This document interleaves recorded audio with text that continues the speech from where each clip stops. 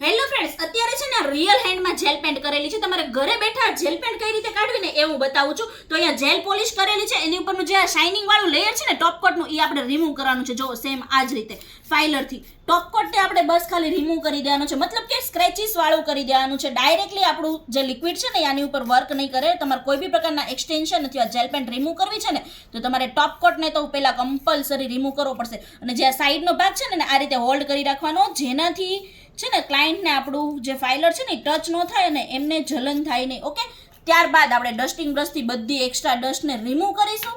હવે આપણે લેવાનું છે ક્યુટિકલ ઓઇલ. આ વસ્તુ શેની માટે છે? જેનાથી આપણે જ્યારે બી રિમૂવર લગાવીએ ને તો આજુબાજુની સ્કિનમાં એમને જલન ન થાય એના માટે. જો નેલ્સ ઉપર ન લાગે, ઓનલી ક્યુટિકલ્સ ઉપર જ આ રીતે આપણે ક્યુટિકલ ઓઇલ લગાડી દેવાનું છે. નીચેની સાઈડ બી લગાવવાનું છે. ઓકે, હવે આપણે લેવાનું છે આનું magic remover. Gel paint remove કરવા માટે સ્પેશિયલી મેજિક રિમૂવર આવે છે, જો આવી રીતે. ઓકે, અને આ જેટલું લિક્વિડ કન્સિસ્ટન્સીમાં હશે ને એટલું જ તમને વધારે બેટર પડશે વર્ક કરવા માટે. અને આ લિક્વિડ આપણી સ્કિનને ટચ ન થાય ને આપણે ધ્યાન રાખવાનું છે, નકર આપણા ક્લાયન્ટને જલન થવાની છે. બસ આ રીતે લગાવીને આપણે 5 મિનિટ વેઇટ કરવાનો છે, જેનાથી આ જે જેલ પેન છે ને જાતે ફોદા થઈને રિમૂવ થઈ જશે. લગાવ્યા પછી 2 મિનિટ વેઇટ પછી જો આવી રીતે બધી જેલ પોલિશ છે ને પીલ ઓફ થઈ જવાની છે, પોપડી મારી જવાની છે. જો બંને હાથમાં આપણે મેજિક રિમૂવર લગાવી દીધું તો આમાં ક્લિયરલી દેખાય છે કે કઈ રીતે પોપડી મારી ગઈ છે. જો આરામથી. ઓકે, અને આને બસ મેં કંઈ નથી કર્યું, લગાવીને 2 મિનિટ હોલ્ડ આપી દીધો હતો. હવે આપણે પુશરનો બેક સાઈડનો ભાગ લેવાનો છે અને બસ આવી જ રીતે કરવાનો છે. જો એકદમ ઇઝીલી અને આરામથી આપણી જેલ પોલિશ પીલ ઓફ થઈ જવાની છે 100%. ઓકે, ત્યારબાદ બધી ફિંગર્સમાં આપણે આ રીતે રિમૂવ કરી દેવાની છે. જો એકદમ ઇઝીલી બધી જેલ પેન્ટ રિમૂવ થઈ જવાની છે. ટિશ્યુ રાખવાનું છે જોડે અને ટિશ્યુમાં આપણે પુશરને સાફ કરતા જશું પાછી એ જ રીતે. જો એકદમ ઇઝીલી બધી પોપડી નીકળી જાય છે. 10 આંગળીને આપણે આ રીતે કરી નાખશું.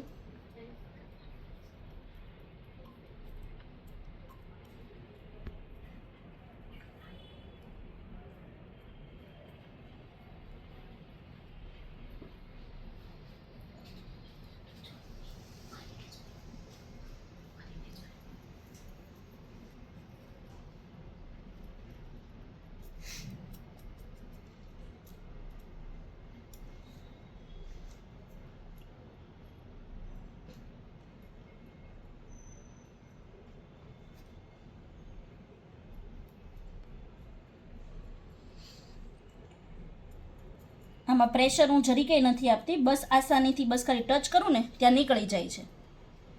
જો પૂરેપૂરી ફિંગર. ઓકે, હવે આપણે એસિટોન વાળું વાઇપ્સ કરવાનું છે અને ત્યારબાદ આપણે છે ને આવી રીતે બધી ફિંગરને સાફ કરવાની છે. અને જ્યાં આપણું આવી રીતે થોડું રહી ગયું હોય ને ત્યાં પાછું આપણે મેજિક રિમૂવર લગાવવાનું છે. એટલે સેકન્ડ ટાઈમમાં આપણું આ એકદમ આસાનીથી પૂરેપૂરું, જે બાય ચાન્સ જો જાડો કોટ કે કસ્ટમરે લગાવેલો હોય તો નીકળી જશે. ત્યાંથી બી સેકન્ડ ટાઈમ લગાવશું ને એટલે બધી ફિંગરને આ રીતે આપણે સાફ કરી દેવાની છે.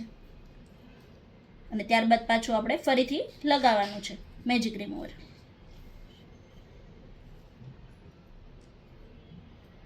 સેકન્ડ ટાઈમ એની પ્રોસેસ રિપીટ કરીને આપણે લાસ્ટમાં નેલ્સ બધા આપણે એસિટોન ટિશ્યુથી ક્લીન કરી દેવાના છે આ જ રીતે. હવે લાસ્ટમાં શું કરવાનું છે? હવે આપણે લાસ્ટમાં લેવાનું છે ક્યુટિકલ ઓઇલ. અને ક્યુટિકલ ઓઇલ લઈને પૂરેપૂરા નેલ્સમાં જો આ રીતે લગાવી દેવાનું છે.